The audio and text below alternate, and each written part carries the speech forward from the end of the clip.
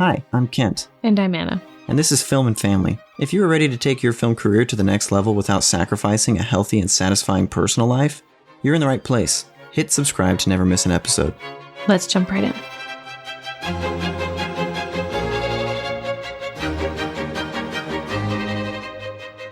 All right, so today we want to talk about the process of becoming.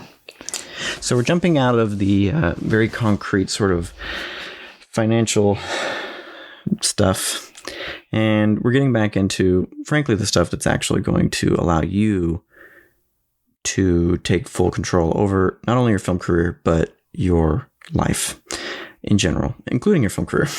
That includes your relationships, your family, family relationships and friendships, and your own emotions. But this is probably one of the most important podcast episodes we have done to date, I think. Yeah.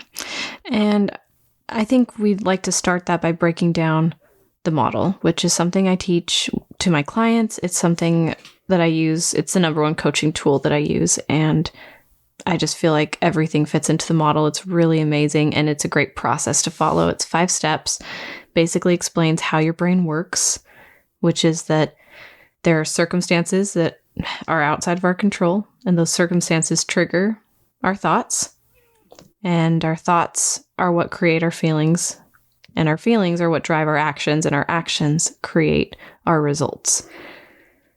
So Anna, one time, way long time ago, was living in Arizona, and her and another young woman who was working with her opened a fortune cookie.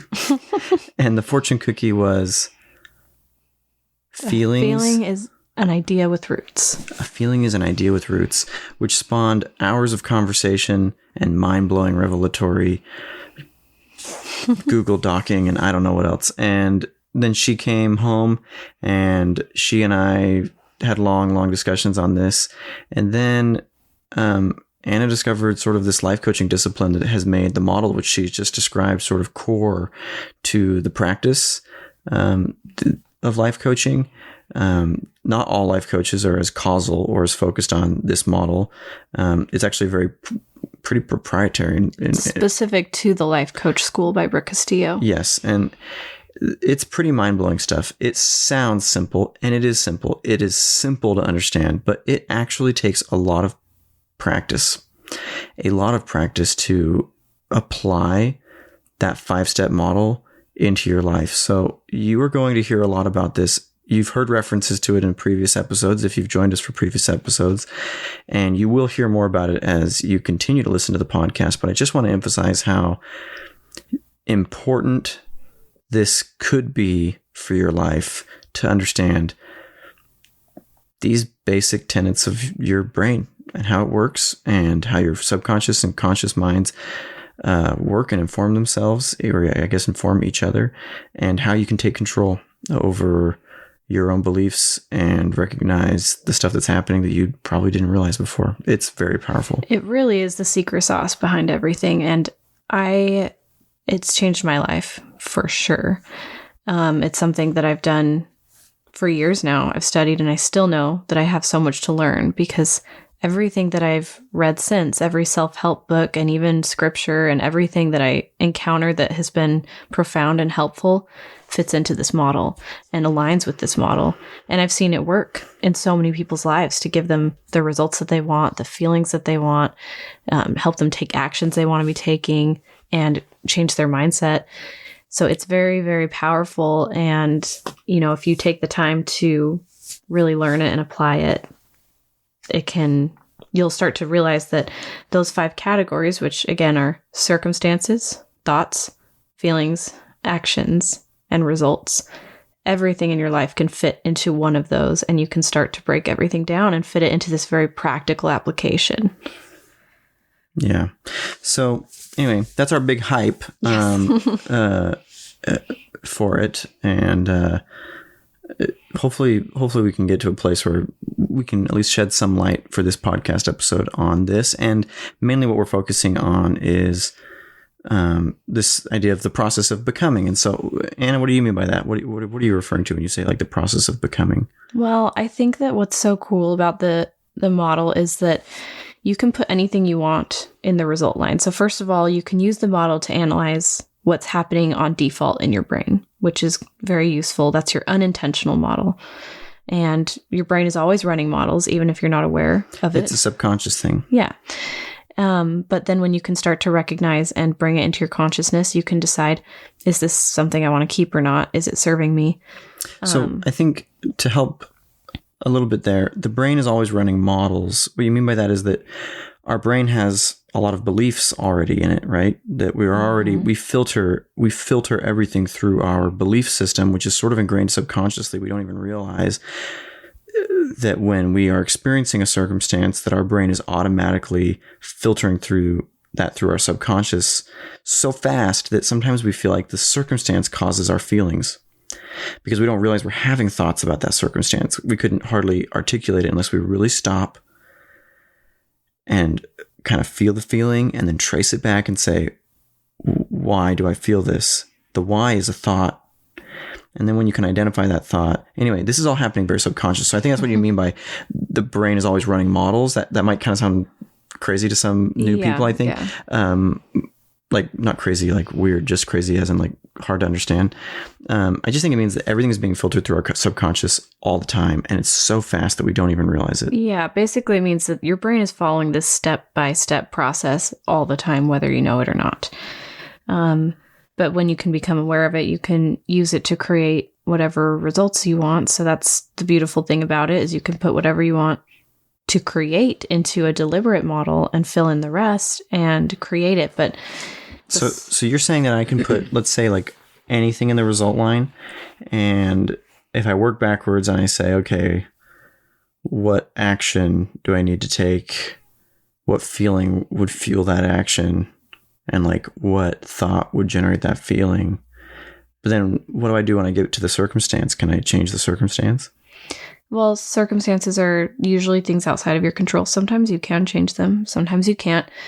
But what I'd like to talk about today is how to get the results and how some common mistakes that I see people make as they're trying to get results, or common mistakes that we've made even trying to get results. You can put anything you want in the result line that has to do with you. Obviously, you can't control other people. Like I want the result to be that Billy loses 50 pounds. Right. I can't make that. Only Billy can do that. Yeah. But you could put, I want to lose 50 pounds. What if I chopped Billy's arms off? He might lose 50 pounds. Yeah, I guess you could. If he has big arms. Maybe stretch that, yeah. Wow.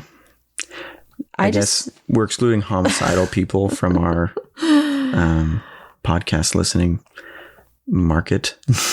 So I think what's interesting is that most people want to fill the result line first. So they'll say, I want to have lots of money. Let's say your result that you want is to make $100K making a feature film.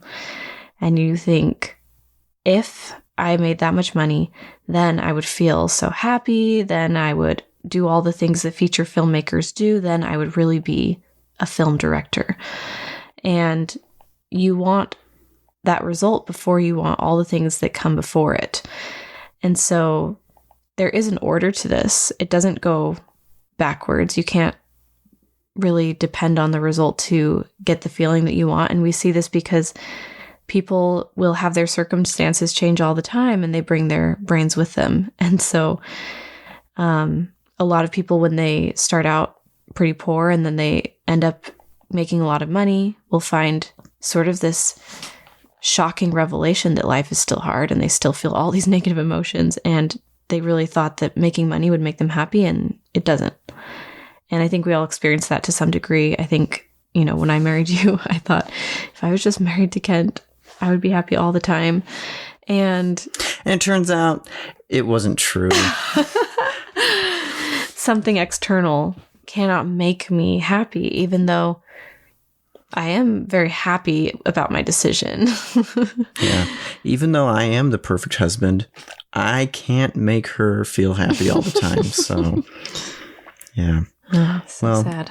Yeah. And well, I guess that joke is just to say that it has nothing to do with how perfect or imperfect or what scale out of 1 to 10 your spouse, whatever, arbitrarily is ranked in your mind, or how perfectly they do all the things you want them to do or more. The point is that, that external cannot create fulfillment. It cannot create joy, because circumstances don't create feelings.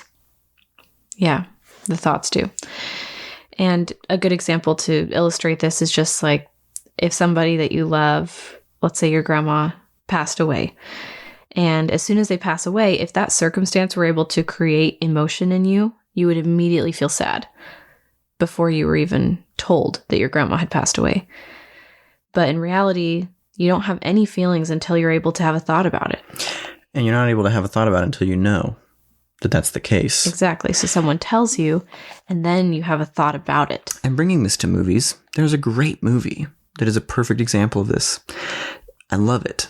Love it. There's two movies, and actually they're both endings. The ending of the movie, Christmas in July. It's an old black and white film about these guys that submit. Oh man, I haven't seen this movie in like 7 or 8 or 9 years. And they basically win a ton of money. They go crazy hog wild. And then this company realizes that it was all a mistake, that the slogan that they had chosen was wrong. And they have to try and get these guys, this couple that is just blowing this money, get all the money back. And they kind of, by the end of the movie, everything's over. They've taken the money back from these guys, and this couple is just like totally bummed. And as they're going down the elevator, the head marketing guy comes and says, "We finally selected a winner." And he says, "Oh, the president of the company or whoever it was says, okay, well, read me the slogan." And he reads back the exact slogan that was submitted by the people that they had just taken all the money from, that they'd been struggling with this entire movie to get the money back from. And so anyway, it's just like this really funny ending, that they ended up actually this committee selected the exact couple that had accidentally been notified that they won, but then they actually won. And the last shot of the film is this couple super depressed going down the elevator, all sad because none of this stuff really panned out the way that they had thought it was, which is like supremely disappointing for them. So they're feeling sad, but what is the circumstance? They won. They won like, I don't know, $1 million or something. And they were super rich. But because they were thinking that they weren't, they felt sad. The circumstance was that they were rich, but their thoughts were, we had this really great thing and now it's gone. And before that, they were feeling like they were super rich because they thought they were. But they actually weren't yet. Yeah, exactly. Same with the Children of Heaven, a Majidi film out of Iran, late 90s. Super good. That's a great little film. Read Roger Ebert's review if you're not sold on it by my review. Same thing. This thing that he's been trying to accomplish, actually, he gets it. I won't try and give away too much, but he doesn't know it. And he's sitting there depressed with his feet in the pool, being kissed by little fish. I'm not sure why that's the last shot of the film, but there's little fish in the pool. And he's like totally depressed, and he doesn't know that there's this really great thing coming his way. And I actually really like that dramatic irony that the film ends with. But I just throw in that little movie reference to illustrate that, I mean, that's real. It makes it very understandable that our thoughts are more powerful than our circumstances. And no matter what is actually happening, what we believe about it is what actually creates what we believe about it. Or in other words, what we think about it is what actually creates our feelings. Yeah. So, I mean, we could talk about the model all day, and maybe I should have done an episode just on that before trying to jump to some extension of it. But something that's been really exciting for me is just seeing that last line of the model start to lock in the results. And I think it's something that I was able to step by step figure out how to fill in each line of the model and create each line of the model in my own life. And now all of this work that I've been doing for a long time is all starting to really pay off and come through. And so it's really exciting. It's really boosted my confidence in the results I'm able to get from my clients, because I can boil it down to a little more of a process that I have actually done time and time again and can understand and explain better. And I don't want to get nitpicky on verbiage, Anna, but Yeah. I think what you mean by results you're able to get for your clients is results you're able to lead your clients to, which is just a way of helping your clients get those results for themselves. Because that's really what the model is all about. That's really what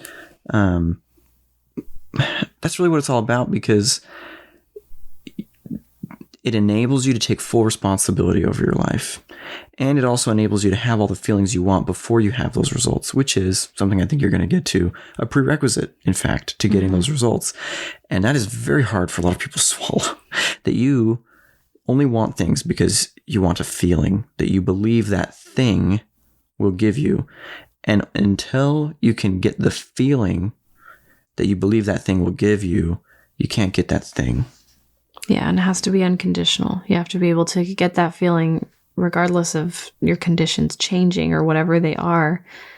And that's kind of the first achievement on your way towards getting those results. We've talked about this. Andy Warhol was the one who said, as soon as you stop wanting something, you get it. And it's that idea of not making your joy, your happiness, your whatever that feeling is, your fulfillment, dependent upon the thing that you want. It's dependent upon the beliefs you have and the thoughts you think. And you can take immediate control over your thoughts, which means you have immediate access to the feelings you need to generate the actions and results that you want in your life. So I think immediately, usually when we're trying to change things, we'll try to change the external circumstances that we are attributing to our experience, our current experience. And that can be, in some very rare cases, that's fine. And that will solve the problem and be easier than doing this work. But in most cases, that's going to be the harder way to do it. It's sometimes completely impossible to do it. Some circumstances are outside of our control.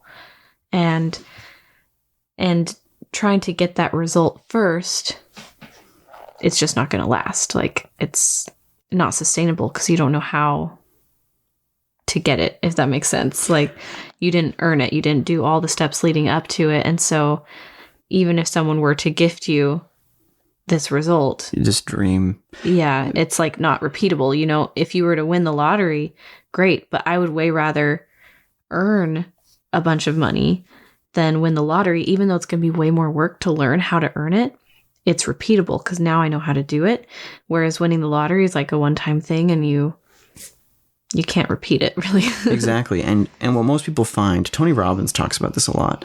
Have you ever achieved something or reached a goal or whatever and found that the joy you feel is really short-lived? Fleeting, yeah. It's very fast. Like, you bought a house and you're super happy about it, and then really quickly your attention shifts to all the things you don't like about the house and how you need a bigger house or a nicer house or whatever. Like, circumstance will never be enough for you because you haven't learned to think the way you need to feel the way you want to. The house can't make you feel the way you want to. And so you're so excited for just a little bit because you believed this whole time that house would make you happy. And since you believed it so much, it does make you feel happy. But only for a little while. It doesn't make you feel happy, but you allow yourself to feel happy. But the belief that it would make you feel happy only serves you for a few days or something, and then you kind of get fizzled out. Money, even like, I would just wish this person would love me. In Anna's case, I really wanted to marry Anna too, by the way. I don't want to paint a false picture here. But she gave the example of, like, and I think a lot of us do this in romance. Oh, if this person loves me back and kisses me back and marries me back, then I'll be happy forever. Well, there's potential to create a very happy life with that person. And there's nothing wrong with feeling negative emotion. We'll get into that later, but they won't make you feel happy forever because they can't make you feel. And so, that also will, only last so long. So I think it's important to clarify the difference between a circumstance and a thought, the facts versus the thought. So circumstance is a fact. It's something that everyone would agree on. Facts are neutral. They could be proven in a court of law. I don't know if we're going to get through this whole process in this episode. And that's okay. That's okay. We'll introduce you to the model and this process of becoming, at least. So first, being able to separate those two. And this can be very hard to do because most of the time, we think we're observing facts, but in reality, we're having thoughts. But we think, oh, I'm just noticing that everyone is angry right now. I'm just noticing that I'm really overweight, for example. I'm just throwing something out there. So the fact in that sort of a situation would be a number of pounds on the scale. That's everyone factual. could agree on that. You could prove that in court. That's kind of a solid neutral fact. Yeah, but is overweight a fact? No. So any like words around it, verbiage around it that's subjective that someone else might think differently is not a fact. They're angry at me isn't a fact? No. But what if they're feeling anger? Yeah, you can't prove it in a court of law. So what would be the fact in that situation, or what could be? Well, there's probably some sort of trigger. Or maybe the words that they say. You could say... That's what I was going to say, yeah. Like, they said, I'm angry at you. You can prove that, but you can't prove that they're actually feeling anger. They could be lying. Exactly. They could be misinterpreting their own feelings. Or they could be angry, but it doesn't matter. It's nothing we can know. But we can know the words they said. That could be proven. So that's the first thing to start to notice. And something I recommend is an exercise called the thought download, where you basically, especially if you're having negative emotion around something or you're trying to work on some area of your life, is just to take a few minutes and write down, or you can talk to somebody, but you have to get it out of your head and somewhere where you can look at it. So I recommend writing it down on paper. Write down all your thoughts about what's going on, why you're feeling the way you're feeling. And then you can start to look at what are the facts and what are the thoughts. And when I do this exercise with my clients, without fail, there's usually just a few facts and most of it is thoughts. It's pretty eye-opening. Yeah. To realize that all of the thoughts are optional and the facts are neutral. They don't cause any emotion by themselves. And that's really good to know because you're free to choose how you want to respond to those facts and what kind of emotions those create for you could either serve you or not. And this is not necessarily stoicism. The goal is not, I suppose it could be your goal, It's definitely but it's not to reduce or eliminate all of your negative feelings and live this sort of nirvana-ish life. It's really an embracing of the fact that there's going to be positive and negative emotions all the time. And that's just okay. The goal is not to get rid of all negative emotion. The goal is to take full responsibility for those things. So you might have a circumstance that you genuinely choose to feel negative emotion about. You want to feel sadness when someone dies. You want to feel hurt maybe when someone, cheats on you or whatever. And you can just say, but you don't have to turn it into self-victimization. You don't have to turn it into hate or blame. You can just choose to turn it into sadness or mourning or even a little bit of hurt sometimes and just take ownership of it. It's empowering that even though you have to go through suffering in this life to say, these feelings are mine. They're my own. That's What Do I Do with the Mad That I Feel, right? By Fred Rogers. Welcome back to the Fred Rogers Fan Club show. He says at the end of that song, what a good feeling to feel like this and know that the feeling is really mine. That is a good feeling. Even if it's a bad feeling, it's a good feeling because it's yours. You chose it. And you get to experience the full spectrum of human emotion. And own it. You can kind of own your life experience at that point. And that is really healthy. It builds a lot of self-respect and I think it's empowering. And it doesn't mean that you don't experience emotions like you said, or that you can even prevent feeling emotions. It just means that you can, you don't have to get stuck in them. You don't have to stay there, especially if it's an emotion you don't want to keep, which sometimes you're right.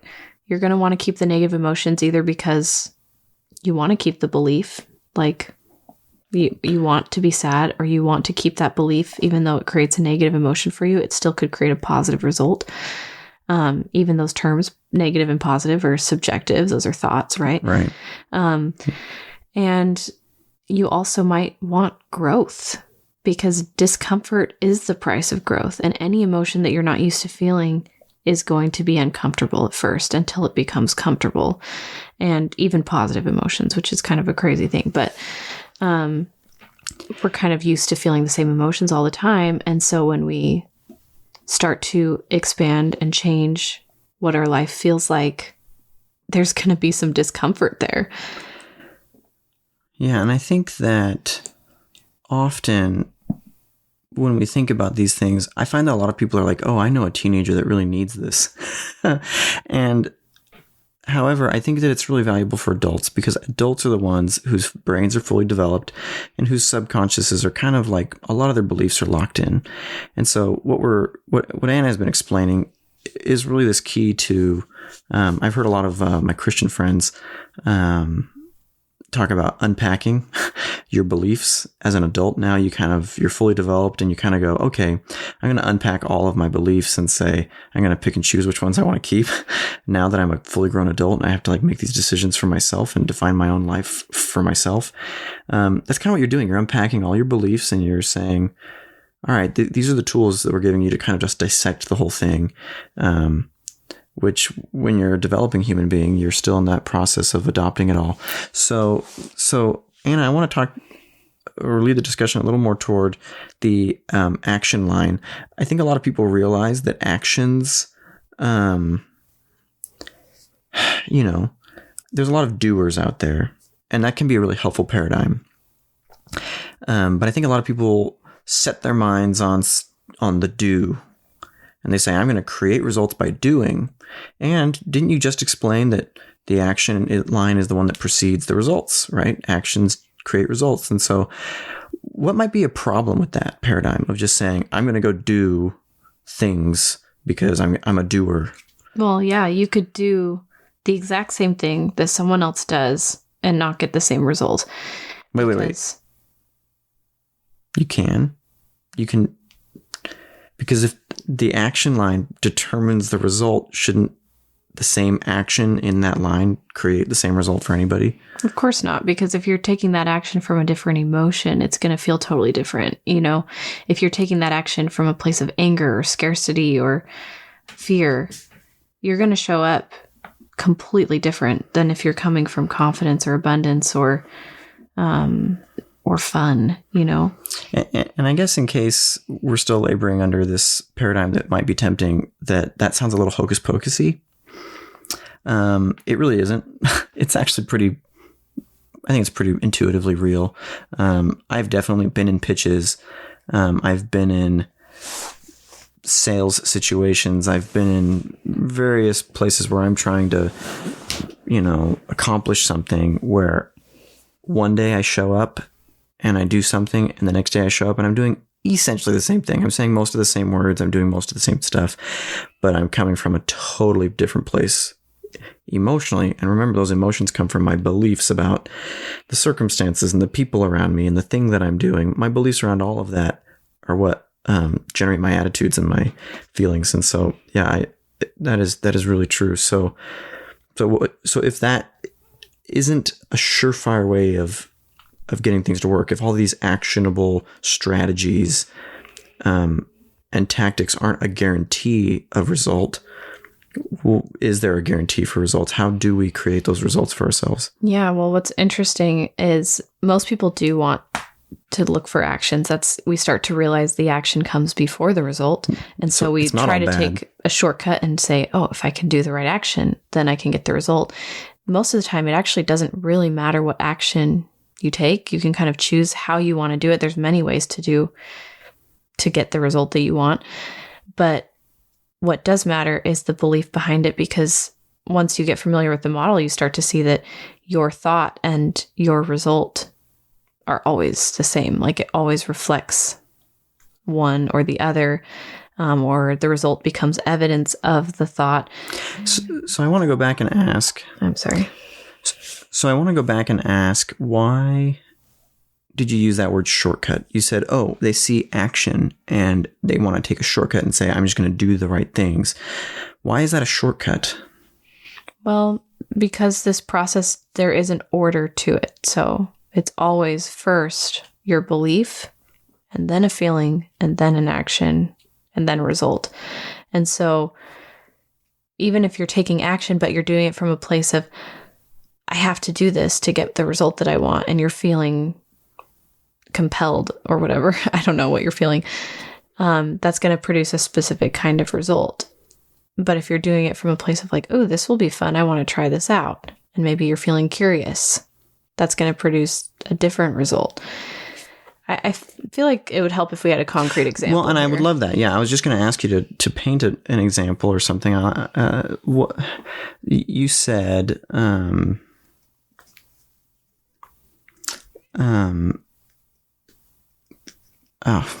Basically that you could be doing the same action and getting different results. Oh, no. What you and then you explained that the thought and the result line are always the same.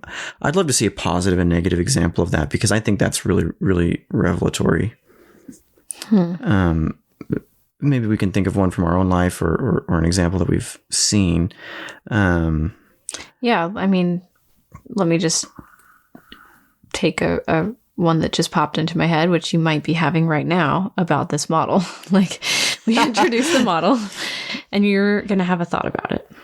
You might think, this makes sense. I think this probably works. Getting meta.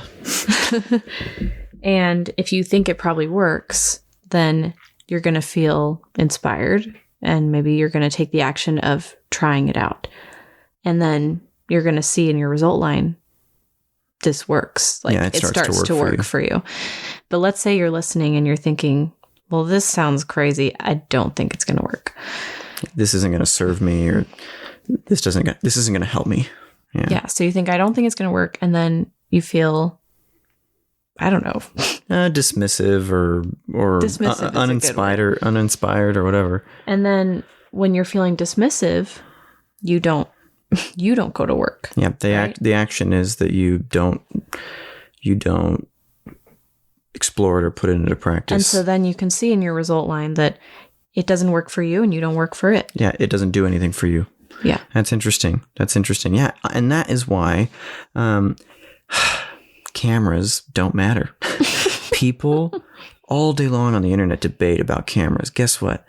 I've seen some stunning cinematography on the Canon 5D Mark II, like the early little DSLR revolution cameras.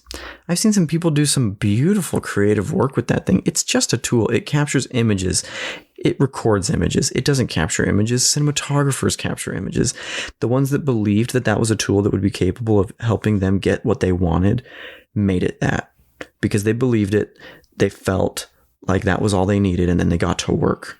They started to create things. They started to push themselves creatively, and they created beautiful images. That was their result. Their result was that they had excellent, beautiful, well-composed, beautifully lit images, at least for what they thought. And frankly, I thought.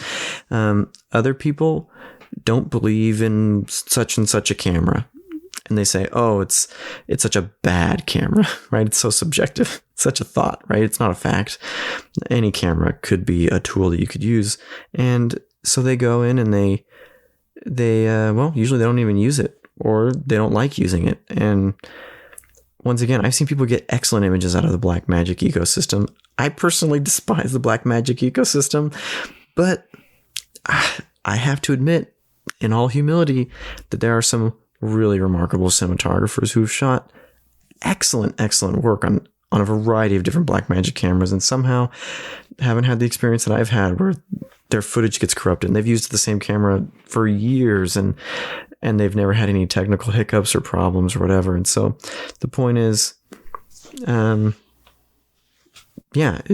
circumstance is different. The camera is what it is.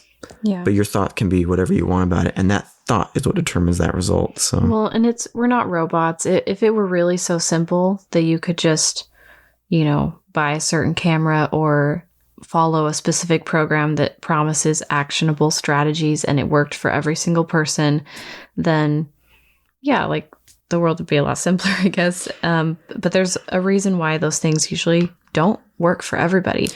And that's why I think the model is more powerful than an actionable strategy, because it's a principle-based paradigm through which you can filter any circumstance.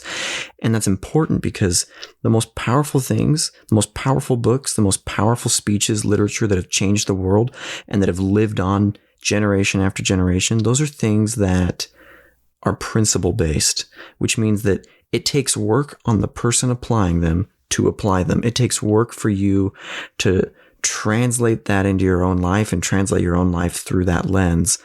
And it's not easy. It's not a simple plug and play. Whereas these plug and play action based solutions, they only last for a certain amount of time until the circumstances start to all change. They quickly become outdated because those actions no longer work in the way the circumstances have changed. And so it only works in a very specific set of circumstances, or it only works with a certain attitude or whatever, and then quickly it becomes outdated because people realize it's not good theory. It's not principle based. It doesn't work all the time in any circumstance. And so it eventually fizzles away. And so it's some of the best free investing you can do in yourself is taking the time to master these tools and learn to start generating your own thoughts. And when you can actually start to choose your thoughts about your circumstances, that's when you have the power to create the results you want in your life. Exactly. And I went through a training to become certified as a coach that was really rigorous. And at least through this training, through the life coach school, there's other life coaches that have other strategies. But in my training using the model, we don't tell our clients what to do ever. And sometimes they want us to tell them what to do, but yeah, and I don't even tell them what to believe. Although I might sometimes offer a thought.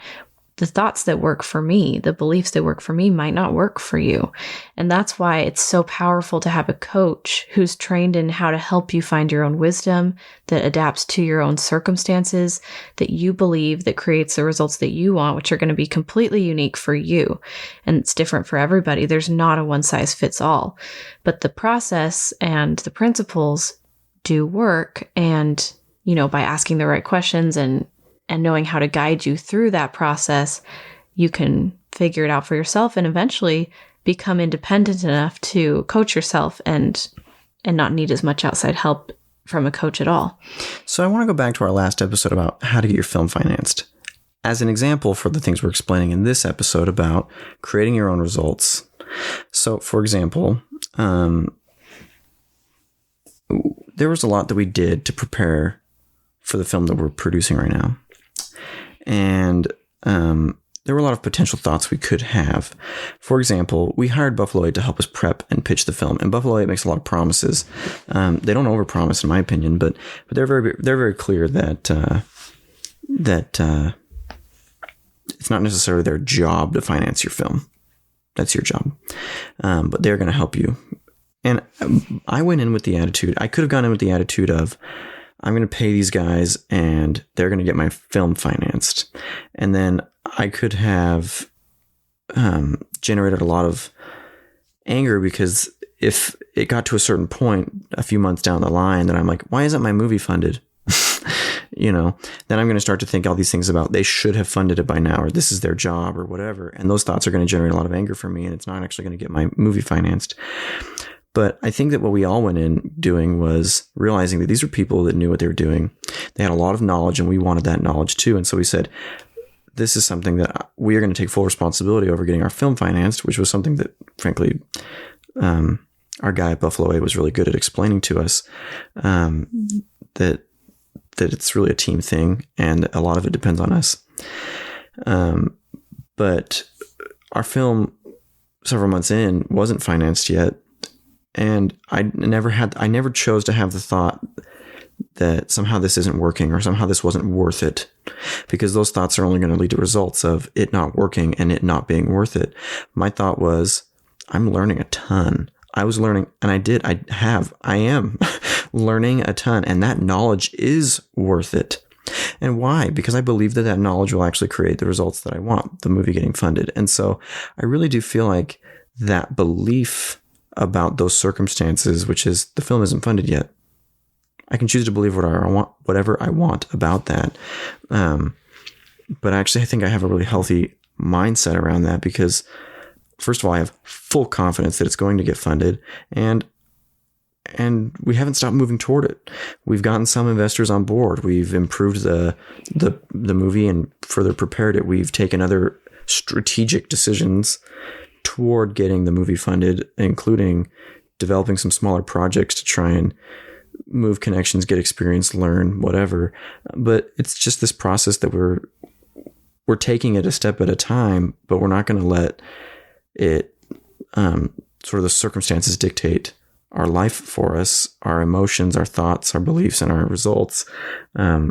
Circumstances can be what they will, but we can still generate those results actively by choosing what we believe about it. Maybe that wasn't as firm or concrete of an example as I was hoping, but hopefully it illustrates the kind of power that this can have in your film career. And this definitely applies to your marital or parental relationships and beyond. So yeah, exactly. So this will, and don't worry if you're not following all of this. We're going to keep bringing it up. We're going to keep going into it, and you'll start to catch on. Again, there's other ways you can go deeper on it that we'll mention at the end of the podcast. I don't know if there's any last thoughts you want to. Well, the last thought I would have is I would love to know your thoughts on this episode. Let us know if it was confusing. That's a good thought. Yeah, and what questions you still have. Yes, I really do believe that if you think about this model and dig around in it for a while and see what pops up and go, yeah, well, look for exceptions. If you think you have an exception, hit us up, email us and say, well, what about this? films@invisiblemansion.com and ask us, say, yeah, well, what about this? Or wouldn't this be a fact? Or wouldn't this result not come from this or that? Or wouldn't an action create my results or whatever? Specific examples are great. And so hit us up, and if you want to really delve deeper, check out the Film and Family program. That is really where you're going to dive in and master these tools. That is the fastest way to completely take ownership and master the model, master these tools, and start generating the results that you want in your life. And this will not just create immediate results that you're thinking of right now. It will change the framework through which you approach your whole career and relationships and everything. If that doesn't sound too big, I don't know what does. Yeah. So thanks for joining us today. If you like the things that you're learning, hopefully they were clear, as Kent said. If not, it's probably our fault. It's the knowledge effect, where once you know something, it's hard to recognize what other people don't know. And so I'm sure we're missing some gaps we could fill in here. But if you like where it's going and what you're learning, the best compliment you can give us is always a referral or a 5-star review. And if you do want to take the tools you're learning here even deeper, just like Kent said, the perfect way to do this is by joining the Film and Family program. And this program really is kind of the epitome of everything that I've learned going through coach training and coaching different people on this journey. And it will help you apply those things to you specifically. The process that I teach is simple, proven, and has worked for thousands of people. It will work for you, just like we've explained with this model. No matter what your goals are, you can put anything in the result line. And it's backed by a money-back guarantee so that it's risk-free. You'll either get the results you want or you'll get your money back. Once you pay, it's a one-time payment. You're in for life. So it's a great deal, great community to get involved in. Some of the feedback that we've gotten has been, one of my recent clients said this was the most life-changing thing that's happened to him in the last 5, maybe 10 years of his life. And I definitely feel the same way. So I'm just thrilled to share these tools and see them work for other people as well as me. And so anyway, you can check that out by visiting invisiblemansion.com or clicking the link in the show notes. And otherwise, we'll see you next time on the podcast. Thanks for joining us. Bye. Bye.